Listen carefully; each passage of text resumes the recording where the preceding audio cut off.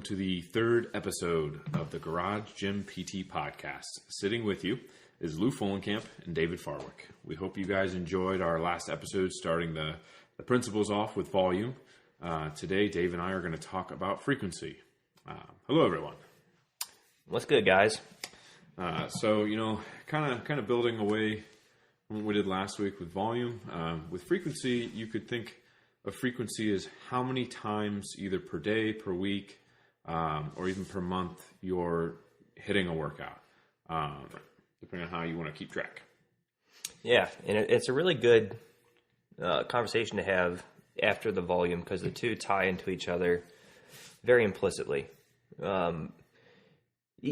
Even like what Lewis was saying, it's the number of times that you can do it, but what's your saturation point?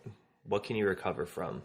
How often do you touch on body parts? These are oftentimes things that people have little to no understanding of, and it can hamper progress if you're not abiding by, once again, the frequency law. So I think a very good place to start would be ideal frequency per body part is usually defined as 2 to 3 times a week with about 48 hours of rest between body parts. And obviously there's a little bit of gray area in there depending on the body part, i.e. the size of the muscle, the type of the muscle that you're training, and the general load-bearing distribution of it. Mm-hmm. And you could even break that down, kind of like you were saying, Dave, muscle groups, but like difference between like upper body versus lower body, just the size of the groups. You could even look at like composition of like type 1 to type 2 fibers if you really wanted to. And we'll get into this in a later episode, but then there's also like the importance of like intensity, but we'll talk about that in another episode. But one example I would have on like a mismanagement of frequency would be like, for example, I have a high school athlete right now who he thinks that more is better. And so right now he's trying to get into the gym like 2 or 3 times in a day. And then he's also going out and going to practice. So he's been dealing with some recurrent lower body injuries. I'll kind of leave it at that. So we actually had to have a big conversation of sometimes less is more. And just the fact that he's not allowing himself to have the chance to recover. You're going to hear Dave and I kind of harp on this a lot because if you're always at that elevated volume, you're at that elevated frequency, and you're constantly break down. You never actually allow those tissues to heal, or you take away the strain and the stress from those tissues, you're never going to build back up. And I think that sometimes kind of gets lost because I think, I'm just not fit enough. I need to do more. I've even dealt with this after my pec tear. I thought I had to be, hitting my pec 2 or 3, 4 times in a week, just to start building back and kind of getting back to symmetry. And that was not the case. Like you said last week, 2 sets might be enough, and that was definitely enough. Yeah. Well, yeah. Let's kind of just take it from standpoint of like, say, your initial evaluation forward. So we obviously all prescribe a home exercise program, right? Let's just kind of use the generic, let's say knee, okay? Right. The muscle groups around the knee are very large. They have both types of fibers, like Lewis was saying, and they have to be fatigue resistant as well as force generating. But when you prescribe a home exercise program, what's the first thing that the therapist says? Usually it's do it every day, which is a miss right out of the gate. So if you can do something every day, there is an inherent issue with that. First part would be it's not challenging enough. So if you're not sore, if you're not gaining something from it, you're not getting exposed, the exercise selection is off. But let's assume the exercise selection's on. I really like to get my lower bodies into doing something like a split squat as quickly as I can. When there's a handful of exercises that are going to make you really, really sore, split squat's probably at the top of that list. So then it becomes very key that I make them aware of the fact that they're going to be sore, and that if you're doing it properly, and even if I'm emphasizing like an eccentric contraction, there's going to be more muscle damage, which will lead to greater amounts of recovery needed to repeat the process. So if you can't stack sessions on sessions on sessions, you need to reduce your frequency and you need to allow for the building blocks to build back up. Otherwise, your base is going to be very narrow and you're at risk of re-injury, not getting better, and obviously your progress is going to be minimal to none. Mm-hmm. And I think with new clinicians, if you have little experience with monitoring an athlete's training volume or monitoring their frequency, one of the things that I would implore you to do would be to reach out to like a strength conditioning coach. And, just sit down and have a conversation with them and see how they go about monitoring healthy athletes.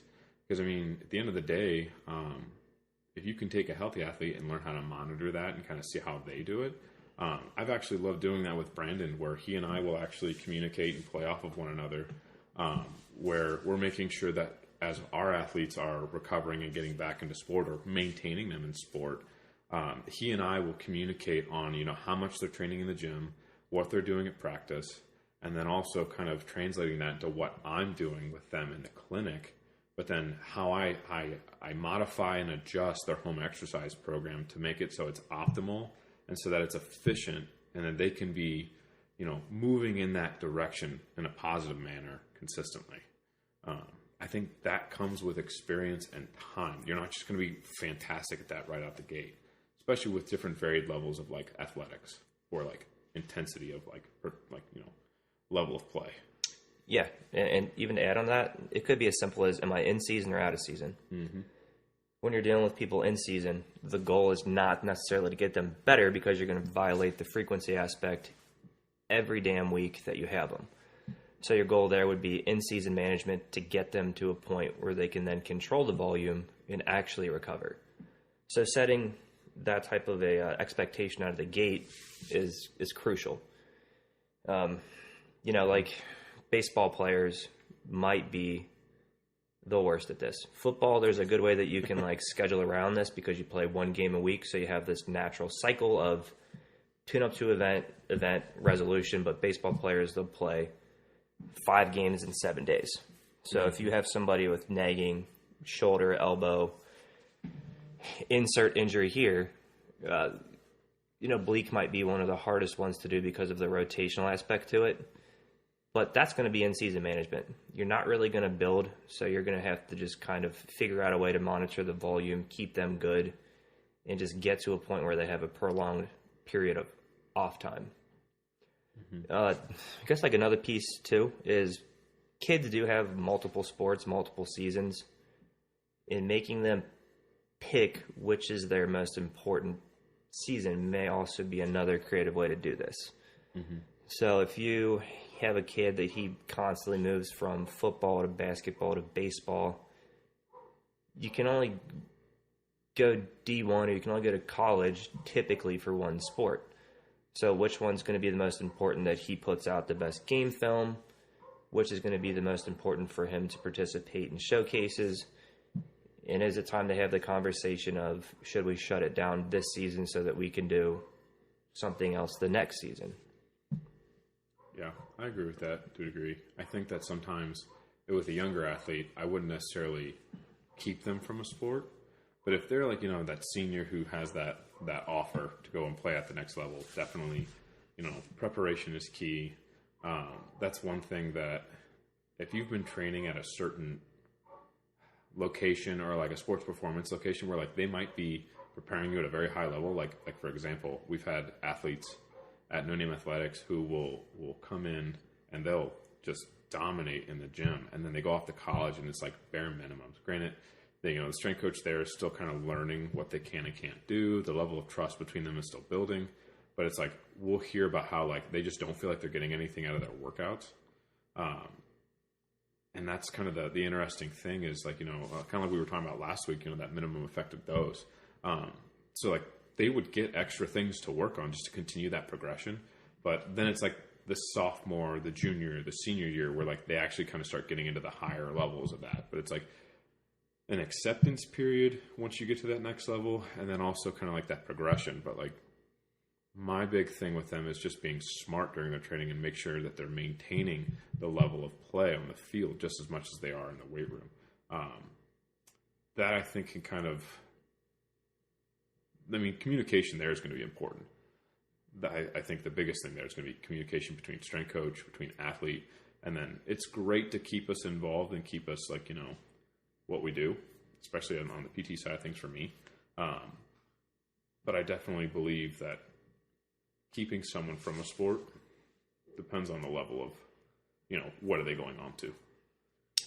Absolutely. What you're kind of talking about there as well is kind of like the law of accommodation. So if you have a kid who's 10 years old, they probably haven't been exposed to anything as far as weight training. So he also can't generate as much force, so there's much less likely that the tissue is going to break down.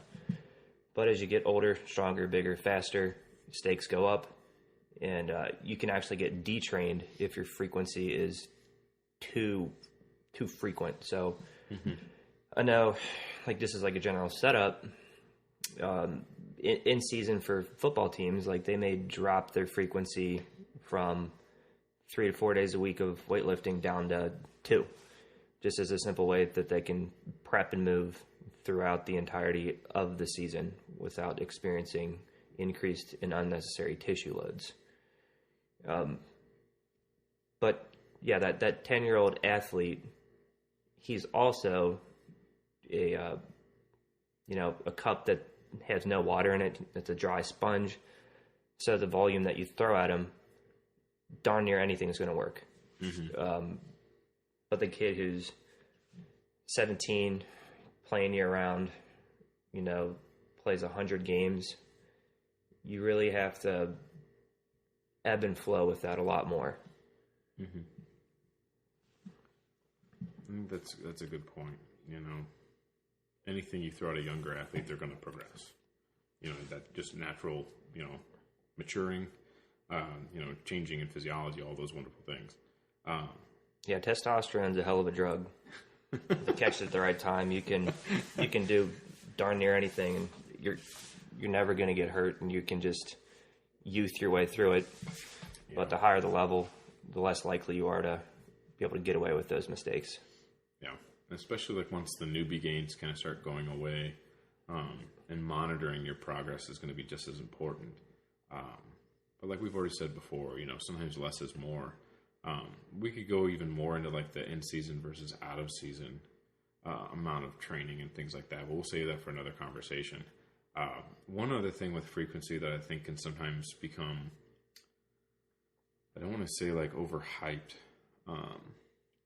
but when people think that they need to be lifting the same movement, like that, I can't remember the guy's name, but he was saying that you need to bench like at least 3 or 4 times in a week. This is going to drive me nuts. I can't remember his name. But like 3 or 4 times in a week to actually start making gains in that movement in particular. Just, I don't know. It just baffled me for a second. I don't know why. But I feel like that's like a very bodybuilding.com, like niche kind of thing. I would say like you're probably in the novice in that category. Where you're probably getting the majority of your gain from the nervous system of learning the movement proficiently. Yeah. Well, I mean, why don't we just kind of throw out some definitions around this?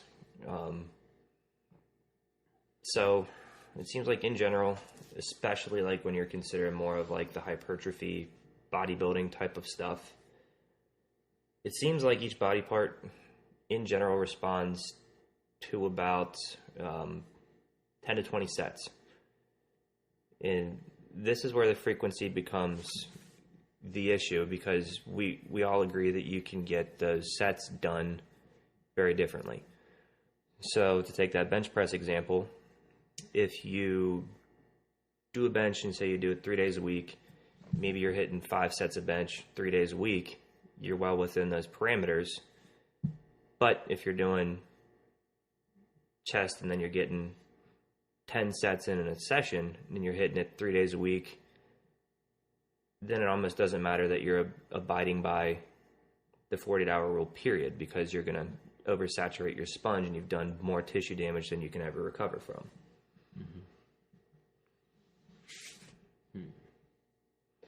And even like the types that you might add really matter too. So I obviously gave the example of the split squat. and placing high emphasis on the eccentric or the negative portion of the contraction, i.e. just going down slow.